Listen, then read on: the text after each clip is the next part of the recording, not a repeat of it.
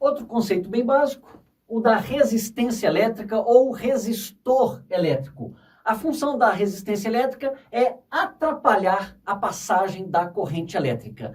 Bom, Jacques, onde é que a gente tem na prática do nosso dia a dia resistências elétricas? Chuveiro elétrico, ferro de passar, o ferro elétrico, as meninas usam muito secador de cabelo e lá é muito claro que você vê, parece que uma mola, né? Quando se acende, ela fica incandescente. Aquilo é um resistor elétrico.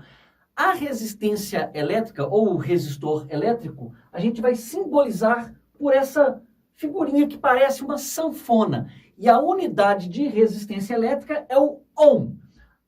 A unidade é representada pela letra grega ômega maiúscula. Parece uma ferradura, tá?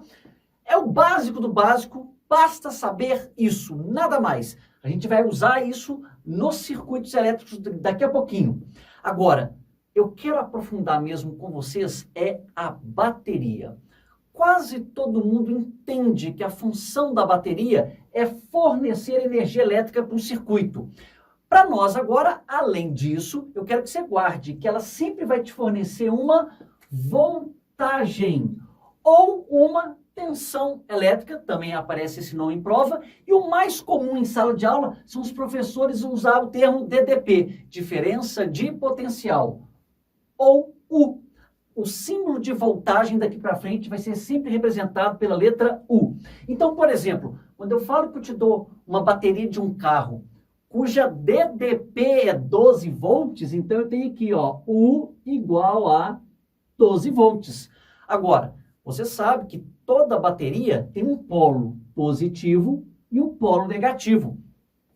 Não é muito comum nas provas vir o desenho da bateria. Eles têm hábito de colocar na prova o símbolo da bateria. Eu já coloquei ela aqui para você, ó. O que eu quero que você saiba? A bateria vai ser essa figura onde você tem um lado mais longo do que o outro. Esse lado que é mais longo sempre será o meu polo positivo. E o lado mais curtinho vai ser o meu polo negativo. Isso é uma convenção. Agora, o que é legal aqui, que muito aluno nunca entendeu, Jacques, tudo bem, eu entendi que a DDP é 12, mas, gente, o que é DDP? Não é diferença? Significa que é um menos o outro. Então, quantos volts tem um polo negativo? Você inventa o que você quiser. Por exemplo, eu vou chutar que o polo negativo tenha 0 volts. Se o polo negativo tiver 0 volts, então o polo positivo vai ter que ter o quê? 12 volts a mais. Então aqui, ó, 12 volts. A DDP aqui é 12? 12 menos 0 é 12. Jacques, mas eu podia ter escolhido outra coisa? Ué, podia. Por exemplo, você podia ter escolhido aqui menos 6 volts. Se você pegar e escolher o polo negativo com menos 6 volts, então o polo positivo tem que ter 12 volts a mais. Menos 6 mais 12 vai dar mais 6 volts. Jacques, eu podia ter chutado menos 12 volts no negativo? Podia. Logo, o polo positivo vai ficar com quanto? 0 volts. Vocês já entenderam. O polo positivo sempre tem mais volts do que o polo negativo. Ou, se você quiser inverter, o polo negativo tem sempre menos volts que o polo positivo. Vamos pensar o seguinte, o potencial elétrico é como se fosse a altura elétrica. O polo positivo é mais alto eletricamente do que o polo negativo. Então, o polo positivo é 12 volts mais alto do que o polo negativo, ou, se você quiser inverter, o polo negativo é 12 volts mais baixo, tem uma altura mais baixa eletricamente que o polo positivo. Bom, daqui para frente, hábito meu, tá, pessoal? Eu sempre, se tiver que escolher, eu sempre escolho o polo negativo com 0 volts. Eu aconselho você sempre pegar o polo negativo com 0 volts. Para que eu vou ficar mexendo com valores negativos? Não tem sentido isso para nós, né? Bom, eu vou começar agora a introduzir um negócio que eu chamo de invenção minha, tá? Técnica dos pontinhos. A gente vai começar agora andar pelo circuito elétrico usando isso que eu chamei de técnica dos pontinhos. Então, por exemplo, agora é só a introdução do negócio, tá?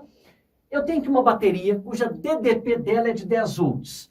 Bom, quantos volts tem no polo negativo? Bom, eu sempre adotei como no negativo 0 volts. Então, olha o que eu vou fazer. O polo negativo tem 0 volts. É um pontinho, tá vendo? Agora, quantos volts tem nesse pontinho?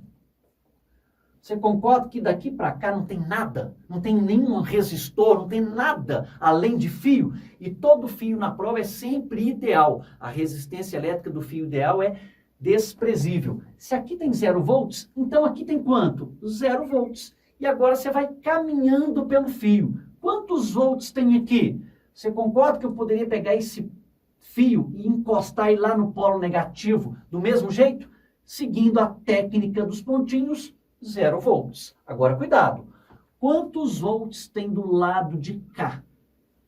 Ô, Jacques, a DDP é 10 volts. Se aqui tem 0, então esse cara tem que ter 10 volts a mais do que o negativo. Então, se aqui é 0, aqui vai ter 10 volts. E aqui vai ter quanto? Ora, não tem nada acontecendo, então 10 volts de novo. Aí, nesse ponto aqui, tem quanto? 10 volts de novo. Só para você começar a entender a aplicação dessas coisas nas provas, eles podem muito bem fazer isso aqui, ó. Calcule a leitura do voltímetro. Aí eles vão te dar assim, ó, um voltímetro assim, ó. Essa técnica dos pontinhos vai te ajudar em questões que são aparentemente muito difíceis. Nossa, qual que é a leitura do voltímetro? Um voltímetro, olha o nome, sem complicar a nossa vida. Ele lê a voltagem, ou seja, ele lê a DDP. Esse voltímetro aqui vai ler quanto? 10 menos 0. Então, aqui teria uma leitura de 10 volts. Tranquilo? Bom, só para treinar. Calcule a leitura desse voltímetro aqui, ó. Tem 3 baterias, 1, 2 e 3, com 4, 6 e 2 volts. Aqui foi colocado um símbolo, lembra? Lá na eletrostática, o do fio terra.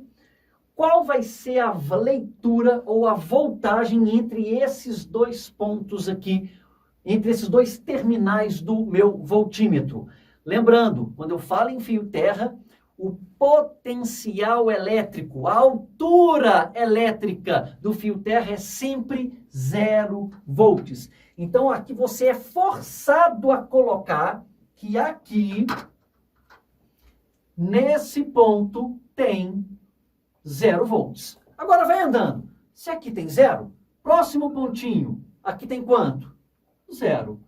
Chegou aqui, ó, nesse ponto aqui, tem quanto? 0. Jacques, cheguei lá no polo negativo. Quantos volts? Repare, não tem nada atrapalhando a passagem das coisas. Não tem resistência, não tem outra bateria. 0 volts. Aqui. Peraí. Aqui é o polo positivo. O polo positivo tem que ter mais volts do que o polo negativo. Esse cara tem que ter quanto a mais do que esse? Ora, a DDP não é 4? Se aqui é 0, então aqui tem que ter 4 volts a mais. 0 mais 4, então aqui tem 4 volts. Se aqui tem 4 volts, aqui tem quanto? Gente, não precisava fazer tanto pontinho assim não, mas é só para introduzir a ideia. Aqui tem quanto? 4 volts. E aqui nesse pontinho vai ter quanto? 4 volts. E agora aqui? Vocês concordam que aqui é um polo positivo de novo. Esse polo positivo, ele é mais alto eletricamente. Ele tem que ter quantos volts a mais? 6 volts a mais. Como aqui tinha 4, 4 mais 6, então aqui vai ter quanto? 10 volts. Aqui vai ter 10 volts. Chegou aqui, quantos volts vai ter nesse polo?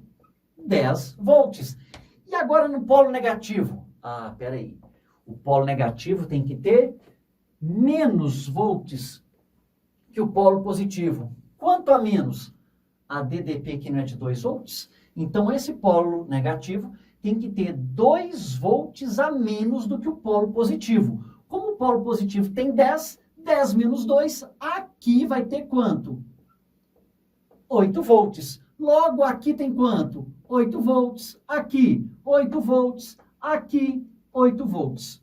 A pergunta foi, qual é a leitura do voltímetro? Ah, peraí, ó. O voltímetro tem os seus terminais. Um está no 0, o outro está em 8. Então, eu já sei que a leitura aqui vai ser uma DDP ou uma voltagem de 8 volts. Tá claro? Repare, pessoal, que na prova eles adoram fazer desenhos sofisticados. Eu podia colocar esse negócio no formato de losango. O que interessa não é o formato, o que interessa é o pontinho. Por isso que essa técnica que eu chamo dos pontinhos vai nos ajudar a fazer questões aparentemente loucas, tá? Para encerrar essa parte introdutória, os dois tipos de corrente elétrica. Repare o que eu fiz aqui, ó. Eu fiz uma bateria, você tem o polo positivo e o polo negativo, e agora eu quero saber como que está se movendo as cargas lá naquele fio. Então, ó, isso aqui, imagina que é uma lupa, um microscópio super poderoso, onde eu vou ampliar bastante o interior do fio. Então, aqui está a espessura do fio, e eu quero ver o que tem lá dentro. Toda vez que eu tiver uma corrente elétrica saindo do polo negativo para o positivo, eu vou ter sempre cargas negativas se movendo. Então, eu vou chamar de corrente elétrica real aquela corrente elétrica que é feita de cargas negativas e que flui do polo negativo para o polo positivo. Mas também existe a chamada corrente elétrica convencional. Jacques, qual que é a corrente elétrica convencional? Ó, vamos fazer a minha lupa, vamos ampliar o fio. A corrente elétrica convencional é aquela que vai sair do polo positivo e vai para o polo negativo. E essa corrente convencional ela é feita de cargas positivas.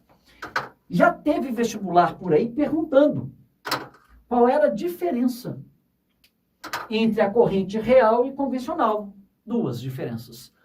Primeiro, uma é positiva e a outra negativa. E a segunda diferença, movem-se em sentidos contrários. Bom, na prática, no dia a dia, fisicamente falando, num fio, qual dessas que nós temos? Num fio tem o quê? A real, porque no fio tem cargas elétricas que são os elétrons livres que vão se mover quando tiver uma DDP. Agora, se você tiver uma corrente elétrica iônica, Na+, Cl-, aí você tem uma solução eletrolítica, aí você teria corrente tanto real quanto convencional. Jacques, qual que eu vou usar na prática? Convencionou-se em todas as questões de vestibular, a não ser que ele diga o contrário lá, a não ser que ele queira só cobrar essa definição, daqui para frente só usaremos essa daqui, tá? Essa daqui praticamente a gente não usa. Não é que tá errado não, hein? Não entenda mal. Daqui para frente, toda vez que eu desenhar corrente elétrica, você vai imaginar cargas positivas saindo do polo positivo e indo para o polo negativo. Essa é uma convenção que nós adotaremos daqui para frente em todos os circuitos.